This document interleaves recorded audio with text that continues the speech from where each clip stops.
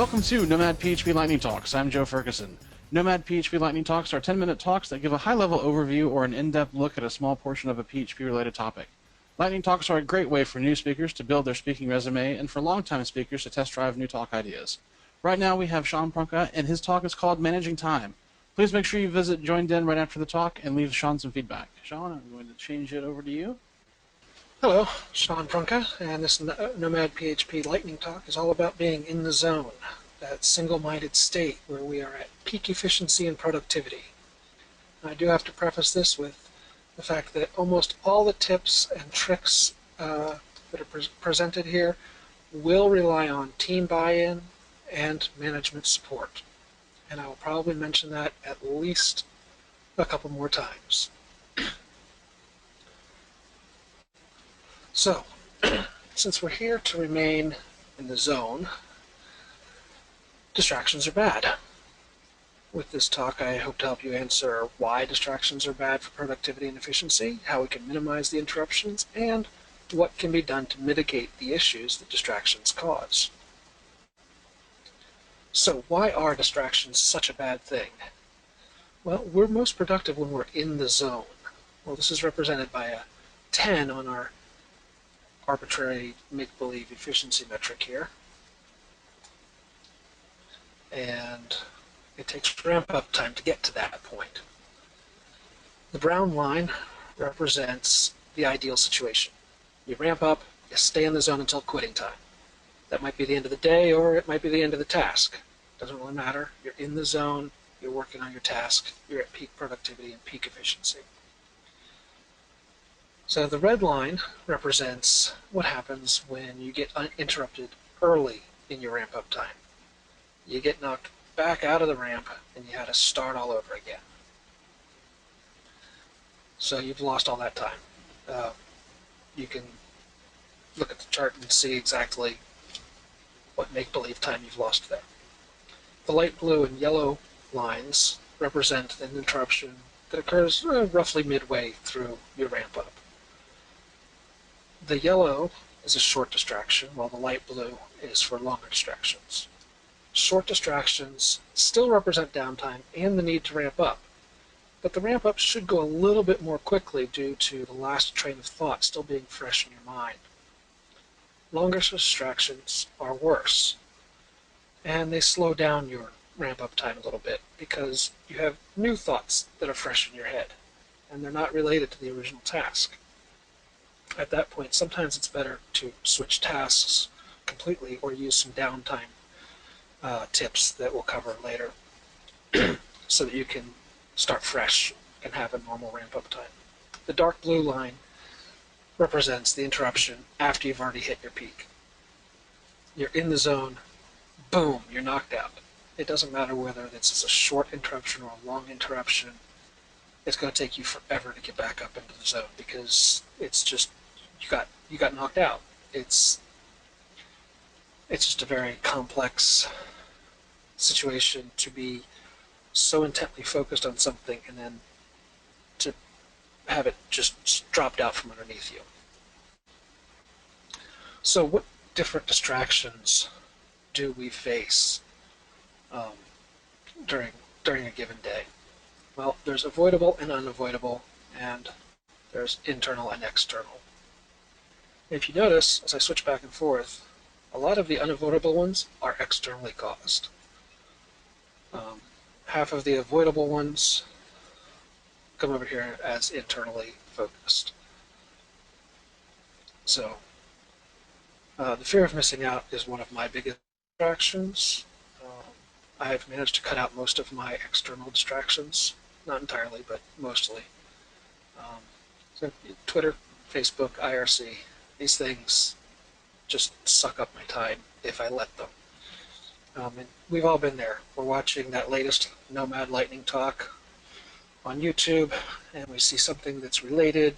Click on that, we watch that, we watch another related thing, and another related thing. And next thing you realize, it's quite a while later, and you're watching a duck cross the road for no reason, and you've entered the YouTube weird zone. So we try to avoid those things, right? So, what can we do about it? Let's fight the power. Remember, all of these tips and tricks do rely on team buy-in and management support. So you can put your phone on Do Not Disturb. Just don't answer it. You can coordinate alternate contact methods, etc., um, so that it's not an immediate. Anything that doesn't have an immediate need can be put off till later. But it is very important to always keep that one line of communication open for emergencies, because let's admit it, we're all devs. Fires need to get put out, right?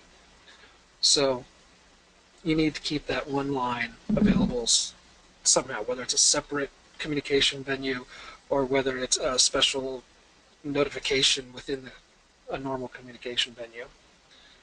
Because if you get your emergency line pinging with, how do I log into the admin portal? Hey Sean, the printer's jammed. Whatever. Those are not emergencies. Those can wait, or somebody who's not in the zone can take care of them. But if you have to do it, you're plucked out of the zone and you can kiss your productivity goodbye. So since we've separated ourselves out and pushed all of our communication into downtime, well, we have to set aside that block of downtime specifically so that we can get caught up on all the emails that we've gotten while we're in the zone, so that we can call people back, so that, whatever emergencies that aren't real emergencies came up, that they can be addressed now. Meetings, the meetings scheduled in the middle of the day or in the middle of a block of day are bad. They just kill productivity completely. I like meetings in the late afternoon, right before everybody's leaving for work, leaving for home. That way you keep them shorter, keep them more focused on the point, because everybody wants to go home. And you can have a short, sweet meeting and be done with it. And it's not knocking you out of the zone to where you have to get back into it. Another thing that you might be able to do is adjust your schedule, so where you have good zone time before or after normal business hours. Like I said, this takes buy-in from company and from your team. It does need to overlap, because you need to be there during a certain portion of the day so that everybody can communicate and work together. If you work on a lot of projects and you have to do project switching, task switching, it can be a big distraction, because it's two different trains of thought. So you have to toggle your thought processes. You could manage your time,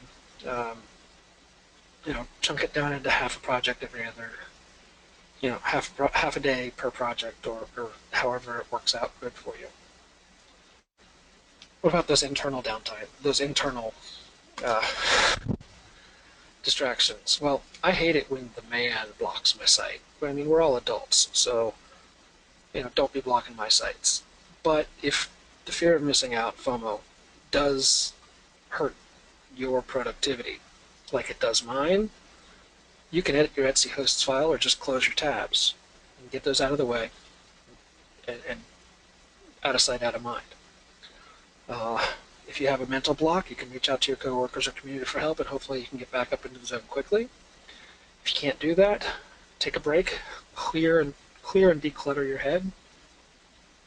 That allows you to reset your ramp time instead of discombobulating it. Or maybe this is your time to catch up on all of your FOMO and or emails and or texting and calls and everything else that you had a block of time set aside for, but now you're in a block and you can't progress on your task. So use this time to catch up on everything that you've been putting aside. If you have imposter syndrome and you feel like you just can't do it, I've been there a lot. Pep talks are great. You can reach out, coworkers, bosses, management, and talk to them about, they hired you for a reason, right? You're not as useless as you might think with imposter syndrome. So a good pep talk from a mentor, or even from the PHP community at large, can really help you get through that. Speaking of mentors, thank you Elizabeth Naramore and Jeremy Kendall. You guys rock. So the best thing I found when I worked in a cube farm at Battelle was a secret work zone. Now, secret's in quotes because it's not secret. It's just that people know you're in the zone. They know not to bother you, right? Have some sort of visual representation that I am not to be bothered because I'm in the zone. I am being very productive. Leave me alone. But you say, I work remotely. Well, working in an office does have the benefit of peer pressure to help keep you focused. And I have noticed that if I'm working at home or from home, I am much more likely to waste my time on FOMO and need to edit my Etsy hosts than I do when I'm at the office. The office has more external distractions, bosses, coworkers, phones, emails, etc. But at home, I became my own biggest distraction. Well, co-working spots really helped with that because you still have non-direct peers around you, so they're not bothering you for work, but they are there, and you still feel that silent judging if you go to Facebook while you're supposed to be working, right? Also, keeping a separate laptop that is just for work stuff. Keep your games off of it. Don't put Facebook on, don't even open Facebook on that laptop or whatever. I noticed that in general, when I worked 100% remote, that when I was at my co-working spot, I could get more done in 6 hours at the co-work spot than I could in 16 hours at home. It was kind of crazy how distracting I was to myself. So finding a good, comfortable spot where you won't be your biggest distraction and there isn't anything else to distract you makes working remotely a lot cleaner. So now that you've learned something about how to avoid distractions and how to mitigate those few unavoidable distractions, please remember to try to avoid being a distraction yourself. If you're working remotely and your coworkers haven't seen this talk, they don't know to do not disturb your phone, then don't call them, just in case they have their headphones in. Hopefully, that covers enough of a basis to get you all thinking about how you can take these concepts and apply them for your own work environment. Since this is a lightning talk, it's going to be on Nomad PHP's YouTube, and anybody can see it anywhere. Share it with your coworkers, get your bosses involved, get everybody on the same page with how you can help each other stay in the zone and stay focused. This is a slide that has some resources on a few different things. And don't worry about copying all these down because past copies of this presentation are already on SlideShare. And when I figure out how to post slides from Google Slide over to SlideShare, these will be too. Thank you, and thank you very much to Nomad PHP.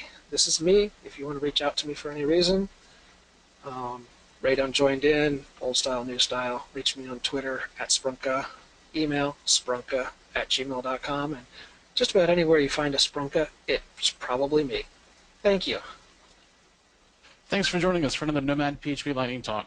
If you'd like to give a lightning talk, please email me at joe@nomadphp.com. Please make sure you visit Joined In and leave Sean some feedback.